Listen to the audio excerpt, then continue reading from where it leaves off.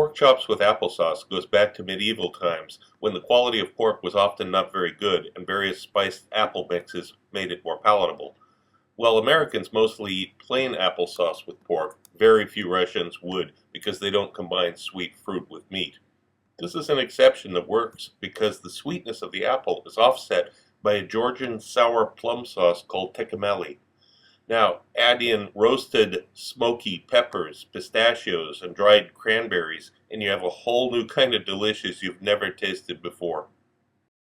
These light green peppers are ideal, and they're plentiful in Russia. If you can't get these, use yellow bell peppers.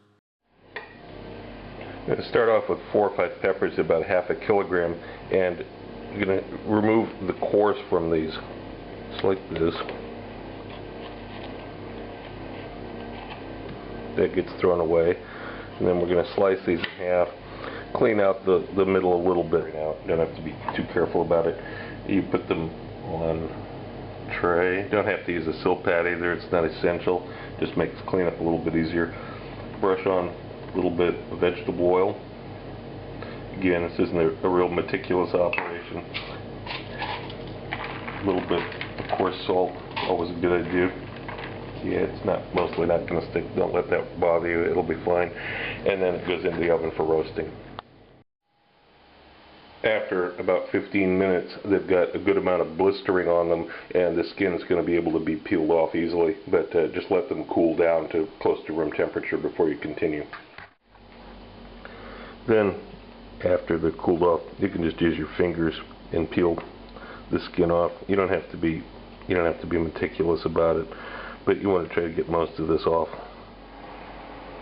Now you get them laid out like this. Now you can take the lazy approach and just throw all these into a food processor and chop them up. Believe me, when I've got 5 kilograms of these things to do, that's what I tend to want to do too. But the texture will be much better if you take a knife and you cut them up manually. And then you come down and you go the other way.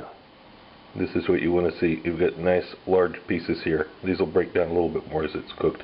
And then we've got the apples we need to turn our attention to. Peel and core these.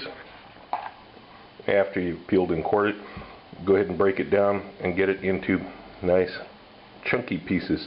You don't want them too small, because they're going to shrink and they're going to you still want to have some texture in the end for this, but you also don't want them too big, because you don't want to have like one giant lump of apple sitting on top of the meat in the end. So this is a good size. There you have the ingredients assembled. Now we've got the roasted peppers, the apples, and Russian garlic. This is called elephant garlic in many other parts of the world. It's not actually garlic, it's larger. It's a relative of the lily family. These are not interchangeable. You can't use regular garlic in place of elephant garlic or Russian garlic. However, if you absolutely have to, you can use a little bit of garlic, far less, and a little bit of onion. Try to mix the two together. It won't be the same. This has a very distinctive taste. I'll show you what this looks like after you crack it open and you get it down to here. Now these of course still need to be peeled, but you can see how large these cloves are. This is much larger than regular garlic, and the aroma is different, the taste is different. Once the pan is hot, I'm using a large pan, it's 28 centimeters. I'm using unrefined sunflower oil again. You can use regular sunflower oil. This is much better, but I realize it's hard to get outside of Russia. Okay, pan's hot. Try to get these down to basically a single layer, and then don't stir them around too much at first. Give them a chance to get some browning on one side here before we start turning them around. It's been 8 minutes now. I have not stirred it, and as you can see, now there's some color on the bottom of those apples. And they're softening up a bit. The heat's on, the whole time it's been on 7. Out of 1 to 10, it's on 7. So I'm just going to stir these around a little bit more. And I'm going to give them just a couple more minutes. I'm going to bring it up to a total of about 10 minutes here without having stirred it very much. Just try to get some real good color on those apples first. And it's been a couple more minutes. I've got this elephant garlic that or Russian garlic that I've chopped up. And now this needs quite a bit of cooking too, because we want to really mellow that flavor. Now with the Russian garlic, you have to actually stir it fairly frequently because you don't want this to burn. The apples will caramelize, the garlic will burn, and it'll become bitter and nasty. So once you add that, you have to actually stir it frequently, not constantly.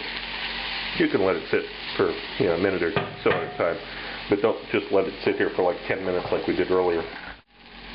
Okay, it's been 5 more minutes. Now I'm going to add the stock. I'm using duck stock that I made myself. Nice thick, jellified duck stock. This is also the point that you're going to add those dried cranberries in, if you're using them, and a little pinch of crushed red pepper flakes. If you're Russian, you're going to use these very judiciously because they're afraid of spicy foods. But if you're Georgian, you're going to put lots and lots of. I kind of aim for the middle. There's a few, but I'm not going crazy. Once the stock is dissolved, that's fine. Now I'm going to add those peppers back in. We're going to cook this together for a little while. Stir it once in a while. After about 5 minutes of stirring this and it's starting to get thick, you need to taste it and adjust the salt levels. It's going to need some salt, obviously. And after 5 more minutes, now the flavor should have melded. It tastes balanced now. You've got your salt levels adjusted and turned the heat off completely. And now we add this Tecanelli sour plum, red sour plum to it. And this is used kind of like ketchup in Georgia. So the exact amount you add is going to depend on the brand that you use and your own personal preferences. A couple tablespoons should be about right. And this sourness of these plums will balance against the sweetness of the apple. And then that way you won't end up with a dish that's excessively sweet, which Russians hate. Russians hate sweet fruit with meat. It's just not in their culture. So this works out real well because it balances the apple's sweetness. Okay, I have to taste it again and do the final adjustment.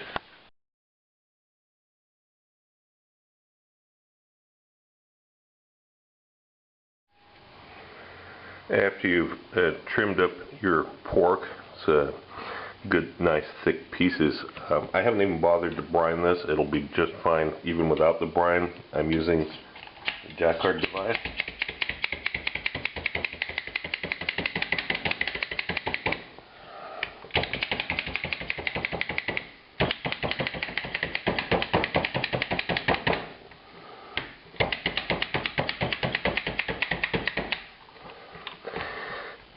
Now, I'm going to just add a little bit of coarse salt to this. Okay, more than a little bit. And fresh pepper on one side, fresh cracked black pepper on one side.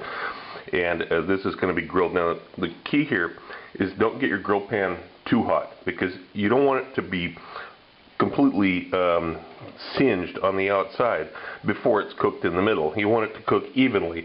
So you want to be able to get those nice grill marks on it. But this is pork. It can't be raw in the middle. It's not steak. So you have to adjust the temperature of your grill pan so that it cooks on the outside. It sears just about the same time as the inside is done. When you've got that done on all of them, then put a little bit of olive oil or regular oil down on the pork. I'm just using regular vegetable oil for this. And you want to oil the meat, not the pan, in this case.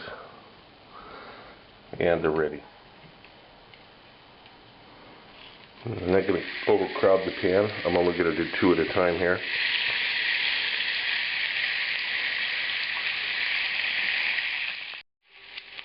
About 3.5 minutes.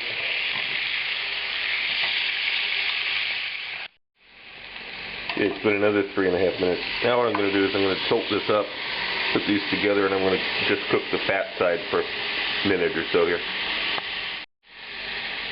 Roll it around a little bit. Then I'm going to transfer these to a bowl, and we're going to let these cool off and let the juices in these run off. And of course, let the pan get hot again before we do the other two pork chops. After these have rested for 10 or 15 minutes, you'll see that there's a huge amount of liquid that's ran off of them in the bowl, and that's what we're going to use to recook this topping. Now the topping gets finished using these juices. So what I did is I poured the juices that collected from the pork chops in the bowl into a non-stick pan. Now I'm going to dish out the appropriate amount of this apples and elephant garlic and peppers and cook these in the juices. Now there's still a lot more of that mixture with the apples. We can use those for more pork chops in the future, of course. There's enough there for about maybe 8 pork chops in all. I'm going to cook this down until it's not liquidy anymore. You want to make it as solid as you can without burning it, of course. And when the pan is dried out, then we're going to put the pork chops back in to warm them back up. I should have used a slightly larger pan for 4 of these, but principle's the same.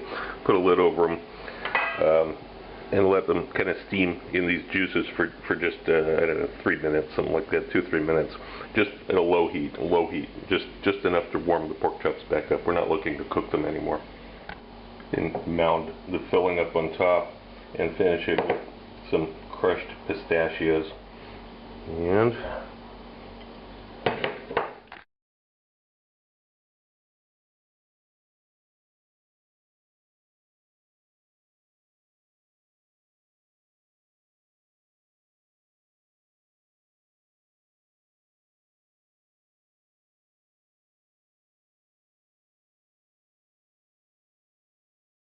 If you like my videos, look for my cookbook, now available through Amazon, Barnes & Noble, and other internet bookseller sites.